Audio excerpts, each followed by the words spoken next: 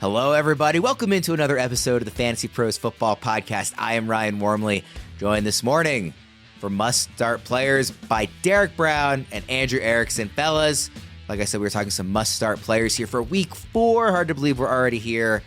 We will dive right in as always. D-Bro, start with you with your Must Start running backs here. Give me 3 of them. All right, first guy up here, Javonte Achane. I'm not going to just sit here and be a prisoner of the moment, okay? It's not just that what he did last week, but I think that he can capitalize and stack back-to-back good games. If you look at the Buffalo Bills' run defense, where they struggle is against defending gap runs, which is 52% of Javonte Achane's rushing volume right now. And versus that, they've allowed the highest yards per carry to gap runs, 7.0 yards per carry.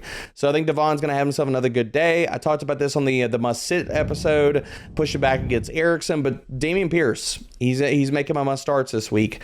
I think there's a lot of different parts and pieces. Pittsburgh, you could run on them. They're top 10 in both missed tackles allowed rate and explosive run rate. Pierce, they're going to run the ball with him because they're not going to let CJ Stroud sit back there and just let the Pittsburgh Steelers pass rush tee off on him when the offensive line is decimated. Last guy I got to bring up here, and this comes down to like just some game theory too. San Francisco's line is massive. Last time I looked, they're like a 12-point favorite. So we're talking garbage time here, people. So like if your running back room is all kinds of messed up and injured, you need to consider Elijah Mitchell. This is an extremely good matchup. Arizona's been having problems with their run defense, as well as especially versus zone runs, which is 62.5% of Mitchell's carry total.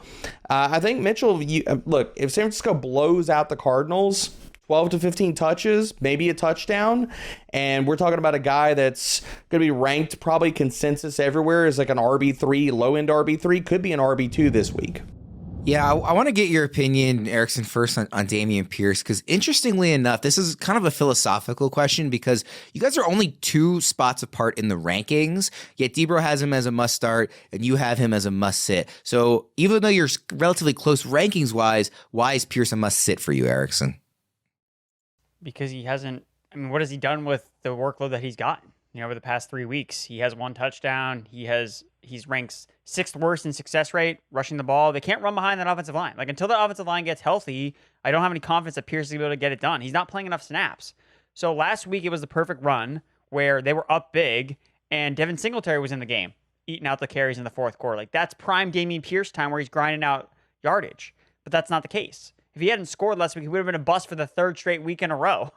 So I understand that the Steelers' run defense has looked bad because they've played Nick Chubb and Christian McCaffrey. What did Josh Jacobs do last week? How good was Josh Jacobs? 17 carries for 62 yards, no touchdowns. But he caught passes. That's what saved his day. Dameon Pierce is not involved enough in the passing game either. So I just see so many holes where Pierce doesn't get there, where it's like, okay, well, if he breaks off a big run and then scores a touchdown, and then like he has to run so pure to just be enough to be an RB2, where it's like, what are you winning even if Dameon Pierce has a good game? Oh, I got a bunch of rushing yards and he didn't score and he didn't catch any passes. So he's a floor play for me, which is why I have him ranked inside the top 30, but I would not consider flexing him. I'd only start him as an RB2 if I literally have nobody else. Debro, I want to ask you before we get to the who should I start section too about Achane. Because obviously, like, he's not ranked in the same range as Raheem Mostert, but he was better than Mostert in this game where he was finally unleashed. He got more work, and obviously he had 200 yards rushing. So should they be closer? Mostert's currently in the expert consensus rankings, RB10, and Achane is RB26. Should that be closer? I've got them, they're hugging each other in my ranks. I got Raheem Mostert as RB20 and Achane's RB21, and to be honest, I've considered flipping them too. Yeah, I'm okay with people who have Mostert higher, but I think it's a reasonable question given what we just saw. And like, again, once these rookies tend to break out across the NFL, teams like to stick with them and see like, okay, they have this, shiny new toy. Let's get to our Who Should I Start tool. This is free to use at fantasypros.com/start. It's a player comparison tool where we see how many of the experts are going for one player over another. So we'll do some head-to-head comparisons here for week 4. So Debro, Devon Achane or James Conner this week? Oh, Achane. Easy. I have Achane as a top 24 running back. That one's very close in the tool. It's a slight lean towards Connor, but it's essentially a coin flip here. Dameon Pierce or Rachaad White? Pierce. This one is going with White a little more convincingly, about 3/4 of the votes going towards Rachaad White. And then it was hard to find one on Elijah Mitchell because I think it's a really good call, but he is lower in the rankings. So a lot of the guys that he's around are guys you're probably not that interested in the expert consensus rankings. So I went with Elijah Mitchell or Kenneth Gainwell. Ooh. That is an interesting one because I think both of these guys could get a similar run out, like 12 to 15 touches. I'm going to go with talent here. I'll go with Elijah Mitchell, which means now I got to put Elijah Mitchell over my ranks right now because I got Kenny Gainwell over him. Well, let me ask you a quick follow-up. Who is the biggest name running back that you would start Elijah Mitchell over? Kind of planting your flag on him this week. I would start him over my boy Jaylen Warren. I'd start him over Gainwell. I'd start him over Tyler Algier. Say no more. If Debro is sitting Jaylen Warren in favor of a running back, you want to start that running back. Erickson, let's go to your must-start RBs. Yeah, we're going to Javonte Williams, Denver Broncos running back, because the Bears. Playing the Bears, and that cures everything. Hashtag analysis, baby. Like, I really don't think it has to go much farther. I mean, they've allowed the second most fantasy points to running backs. Only the Broncos have actually allowed more fantasy points to running backs this year. So Javonte's been kind of slow played, but he still kind of has the lead in a committee backfield. But something I've learned being on this show the last couple of years is when you have running backs in good matchups, even if their workloads aren't super, super clear, you just start them. And you just trust that, okay, they're going to get enough work to be efficient. And I think this is a spot where Javonte Williams isn't like this massive, he's not seeing this massive volume, but it's enough, especially in a positive matchup, to get it done. So Javonte Williams, I feel confident starting him this week, which I have not been confident starting him any of these past couple weeks. So Javonte for me. Zack Moss, look, this could be his last week as a potential workhorse, depending on whatever we get Jonathan Taylor back to the offense. But Zack Moss is not only just seeing a ton of carries, but he's also looked really good. He's breaking tackles like he did at Utah. That was his calling card coming out. Last 2 weeks, he leads the NFL in broken tackles. So I like Zack Moss a lot in this spot to just continue to be a workhorse. I know a lot of people are looking at Kyren Williams as it's like, oh my God, this guy has this amazing role. But Zack Moss has like the same role. And I think that as a running back, I think Zack Moss is actually better than Kyren Williams is as an actual rusher. So I give the lead over for Zack Moss as like a fringe RB1 this week. And then lastly is Rhamondre Stevenson. I know he's been kind of disappointing the last couple of weeks. It's been a lot of tough matchups, but he's facing Dallas this week. Dallas' weakness is versus the run. Like, the Patriots don't want to drop back to throw and have Micah Parsons just ripping down Mac Jones's. It's not a good matchup for Mac Jones in the passing game. So they're going to have to run the football. I think Rhamondre Stevenson has been getting a lot of volume still, 18 plus touches per game. You know, the efficiency hasn't been there, but his 3-down skill set, and I just don't believe that Ezekiel Elliott's going to be getting 18 carries again, or whatever he got last week. And Ezekiel Elliott had a good run out because it was a positive game script. I think this game is not going to be like that. And if they're trailing, you see Rhamondre worked more in the passing game. So the volume is there for Rhamondre. That's been a positive. The efficiency hasn't, but I think it's going to come because we know he's an explosive playmaker. On Zack Moss, obviously he's a guy whose value is tied to the fact that Jonathan Taylor isn't playing right now. If Taylor were to get traded or something along those lines here, let's say this week, where would you be ranking Zack Moss rest of season, Erickson? I mean, he'd probably be somewhere in the top 15. I mean, I would probably rank him pretty similar to where people view Kyren Williams. I think that they're kind of just looking at them in comparison. I think they are pretty comparable, but I think Moss as a actual talent, I think, is actually probably better than Kyren Williams. He was higher drafted. He has a better size profile. Like, he's not undersized like Kyren Williams is, and he's a better tackle breaker. So I would be pretty confident with that. I think Zack Moss is like an interesting buy low guy. It's a weird buy low because you're buying him low because people think Jonathan Taylor's going to come back and be the guy for the Colts, which is possible, but it's also possible Jonathan Taylor still gets traded. So if that's the case that happens, you buy on Moss right now where someone thinks that, okay, he's like a 1-week rental, you benefit this week, and then potentially down the line if Jonathan Taylor doesn't return or is on a different team when it's all said and done. Because, I mean, they've been productive with Zack Moss. So it's like, do we really need Jonathan Taylor? Maybe they'd be willing to sell Jonathan Taylor for less because they feel confident they have a guy like Moss who they traded for last year. Debro, quickly before we get to the who should I starts, I just want to ask you on Rhamondre, because he's a guy that you've been very high on, but we were just pulled back the curtain a bit before we started recording this morning. You were kind of saying to Erickson, like, what's wrong with Rhamondre to a degree? So you guys actually have him ranked in the same spot for this week, but kind of what are you seeing out of him in this offense quickly? I've been quietly worried about Rhamondre. The workload is there. The pass game utility is there, but he's not breaking tackles like he was in previous years. And he's been so ridiculously, over 2 seasons in a row, so ridiculously efficient. And to see his yards after contact per attempt like below 2 has been eye-opening. So yeah, I mean, before we got on here, I'm like, Erickson, come on, give me some Patriots intel here. Like, give me something here. Because I don't know what's going on with Rhamondre. Like, I think he's going to turn it around. Like, but whether it's offensive line or injuries or what, I am a little bit worried about him. Let's use the who should I start tool here. Erickson, Javonte Williams this week or Miles Sanders? I'm going to go with Miles Sanders. I like his receiving role a little bit more, and I think the Vikings are also a good matchup. Yep, he's the heavy favorite in the tool. How about Rhamondre Stevenson or Miles Sanders?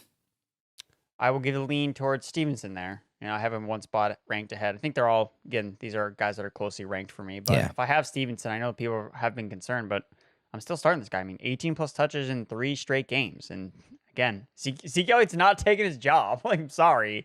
Like, I think people that are ranking Zeke too high this week or spend a lot of fab on him, thinking that he's going to see like a similar workload that he saw last week, are going to be disappointed.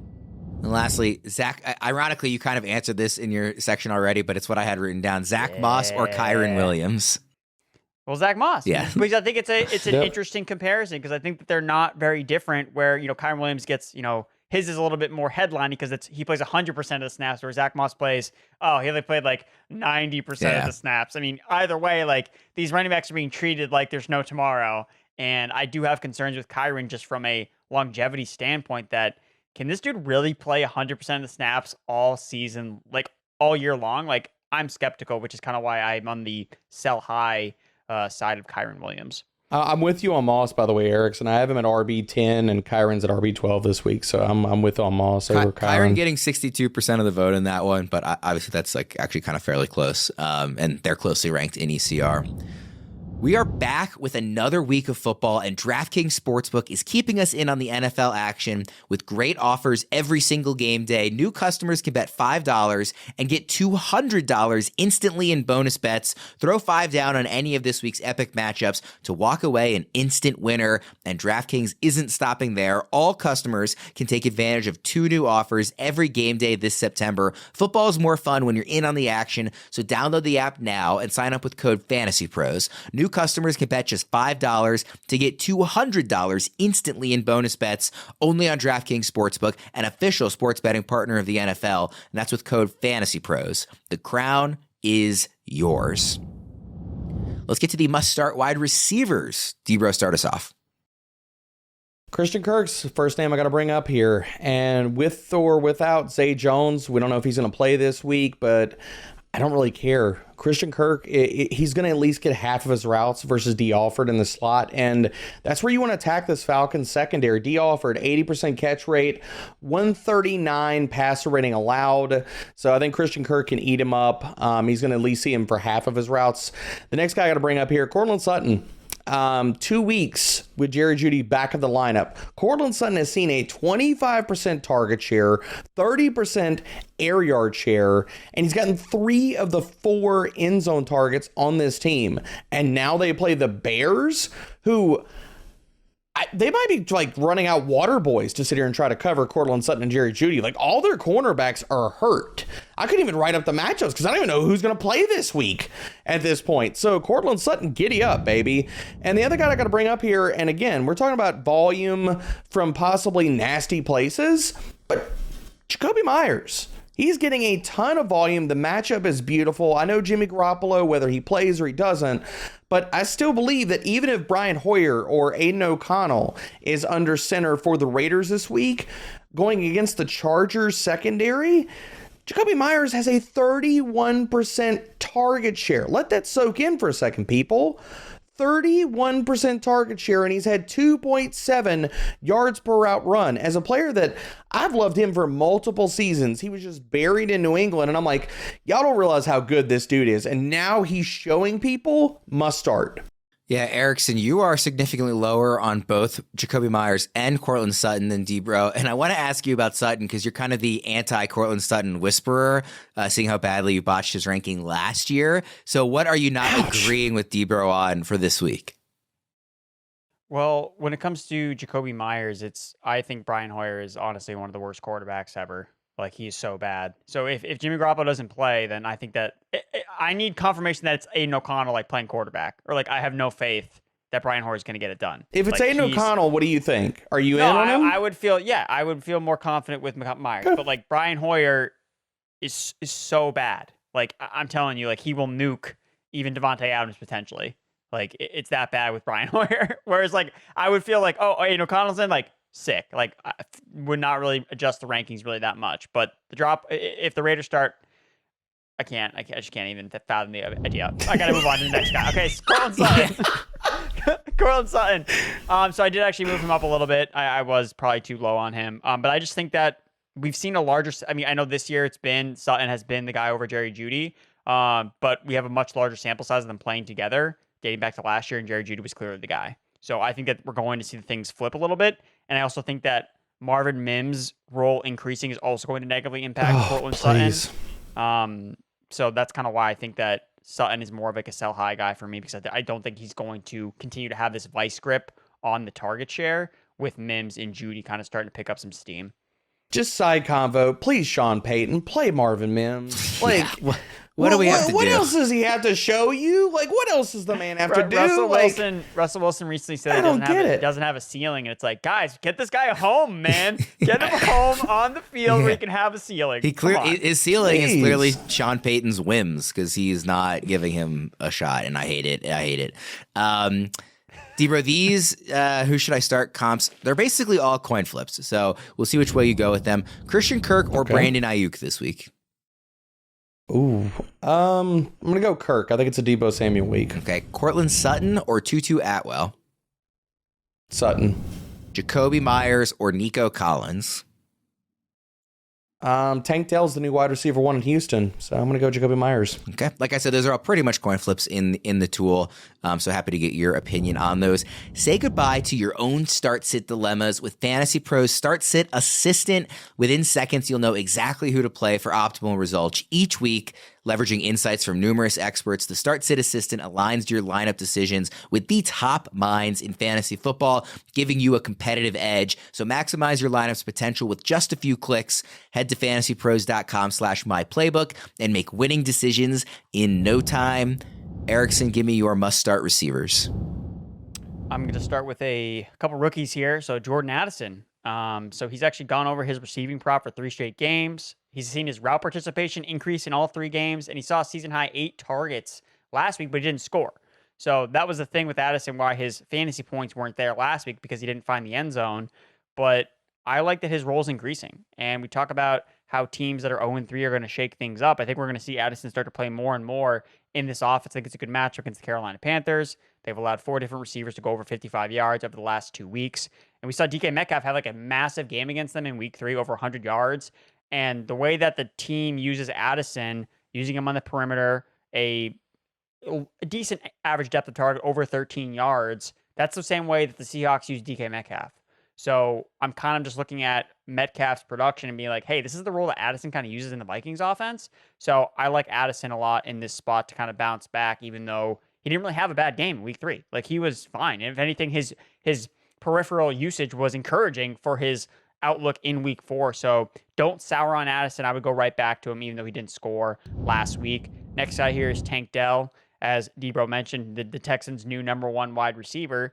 The Steelers' secondary, basically, it's just going to be, they're either going to sack C.J. Stroud, or C.J. Stroud's going to rip off like a massive pass play, because like that's how their defense works. Like, if they don't get home with the pass rush, their secondary gets shredded because it's horrible. Allowed the 5th most receiving yards per game to wide receivers, 5 wide receivers have gotten over 50 receiving yards against him in just the last 3 games played. And last 2 games, Dell's obviously led the team in targets. Dell could have scored 2 touchdowns last week. He caught the long one, but he caught one earlier where he got tackled at the 5-yard line, which set up the Dameon Pierce touchdown. So I'm going to bet on Dell and not Dameon Pierce scoring this week. So I'm going in the Texans passing game. And then lastly, again, we talked about Courtland Sutton. I'm going back to Jeudy. I think that the targets are going to flip favorably in his favor. And again, if you have Jeudy, you have to start him against the Bears. And if he doesn't get it done this week, then it's time to move on. But if you have Broncos players, like, you got to start all of them this week. Because if any of them fail to fire against the Bears defense, then it's like, okay, red alert, this isn't going to work. This is bad. So Jeudy for me is a start. I was trying to think as you finished that of like a good Shrek-related pun for the Shrekendary, but I didn't have anything. I was trying I was so like, hard to think ugly of as an something new. ogre. Like that's not the answer. I can't think of a good one. So we'll see if we can think of one by the end of the show. Yeah, it was a bit of a Freudian slip on my part because my fiance actually sent me. Apparently, they are renting out the swamp. Oh, I saw Shrek this. Yes, an Airbnb. So I saw this. Yes, I haven't seen this. It was top of mind and it just kind of slipped its way into the podcast. By the way, I don't know if people will hate me or agree with this, but I think Shrek is pretty overrated as a animated comedy. Wow. It's a lot of like canceled. It's a lot of like fart jokes and like very lowbrow humor. I think there's smarter, What's funnier wrong with fart kids jokes? shows out there. What is wrong with fart? Do you have a problem with fart jokes? I just appreciate a little more like thought put into the farts humor. Are funny. I don't care if you're 5 years old or 55 years old. Farts are funny. Wait till you hear. Worm would rather watch The Notebook than Shrek. I've actually never seen The Notebook. But quickly before I move on to movies, I will say the kids movie that I think actually is the most overrated that holds up not well at all is Space Jam. I think if you are under the age of 11, Space Jam's a great movie. If you are over, it is a terrible movie. It is unwatchable. I don't even have words for you right now. I have no words. I feel very strongly about this. The original Space Jam is overrated. Did you just say the original, that? The best part about the original Space Jam is that they never updated the site since 1996. That's cool. The movie itself does not hold up well. I encourage anybody to go watch it who's over the age of 11 and tell me I'm wrong. Erickson, quickly on Tank Dell. Everybody was so excited about Nico Collins after weeks 1 and 2. Are we overreacting to just 1 week here, or do you really think Tank Dell is the number 1 in this offense rest of the season? I mean, it's probably going to flip-flop, honestly, just because that's how receivers operate. It's going to be matchup-based, but just looking at how Tank Dell is a rookie and he's already producing like this quickly, that's just usually a good sign for players to bet on long-term versus Nico, where it's like it's taken him, now we're in year 3, and now he's starting to break out. Obviously, again, both these guys can be successful. You don't have to pick one. Mm-hmm. Like, CJ Stroud is good and has shown that he can support multiple weapons, but if just process-wise, I think it makes more sense to bet on the young rookie who's immediately making an impact versus Nico, who has been in the league a couple of years and is now finally starting to kind of break out. It tells you something when Dell, as soon as he hit the starting lineup, he led the team in targets, not just the first week, but in back-to-back games, and he's led the team in first read target share. Like, that is telling. Let's do some quick player comps here, Erickson. Jordan Addison this week or Terry McLaurin? I'm going to go with Jordan Addison. Yeah, I agree with you there. The tool has McLaurin favored, but I'm with you on Addison. Tank Dell or Gabe Davis?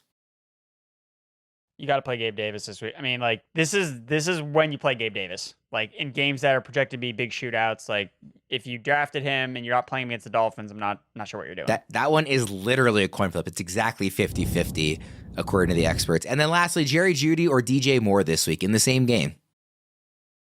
In the same game. Interesting. I'm still going to go with Jeudy. Look, I'm confident. I'm more confident in Russell Wilson's arm right now than Justin Fields. We are going to move to quarterback, tight end, and defense. By the way, I want to clarify something really quickly. Shrek is fine. I just think it's overrated. Space Jam is the one that's actually bad. Shrek. I just want to be clear that Shrek to me, Shrek is overrated. It's perfectly fine. I just don't think it's great. It's not bad. Space Jam is the only one that's actually bad. I wanted that to be clarified on the record here, and I will not back off the Space Jam's bad hill. I don't care what kind of response I get. The next time if you use a Space Jam GIF on the main account, you better decide quit. you're going to update Slack on that day, sir, because you're going to get it. If there's a Space Jam GIF used on the FantasyPros account, we know that Worm has been kidnapped. That's my. What would you tweet? That just means I need to log in and sit here and start tweeting out Space Jam GIFs right now. Yeah, please do not. I will revoke your access. D-Bro, give me your quarterback, tight end, and defense in must starts. Out of all the things that could get me revoked, that's the thing that's gonna that's what's gonna get it. Wow, it's good to know, man. But we talked about the arm of Russell Wilson. He's my must start quarterback, and he looks revived, man.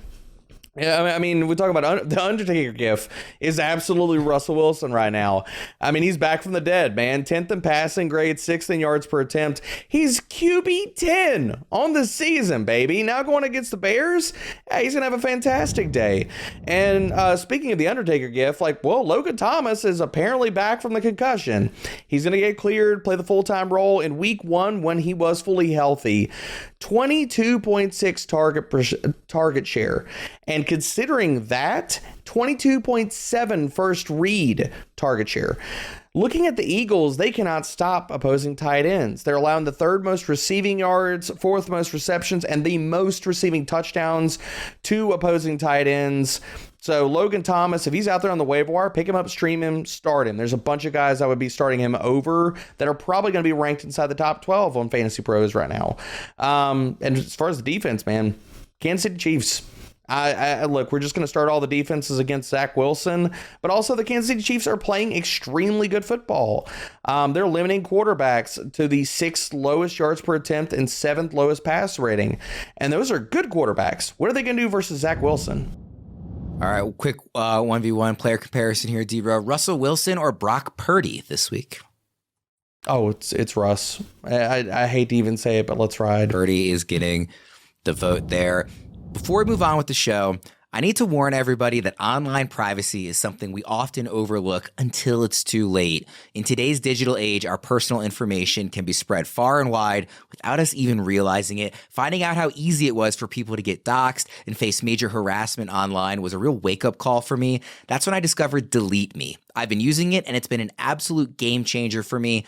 Delete Me dives into the web and makes sure my personal info stays private by removing it from data broker sites. It gives me peace of mind, and I genuinely trust it. Now, get 20% off your Delete Me plan when you go to joindeleteme.com/fantasy20 and use promo code fantasy20. The only way to get 20% off is to go to joindeleteme.com/fantasy20 and enter promo code fantasy20 at checkout. That's joindeleteme.com/fantasy20, promo code fantasy20.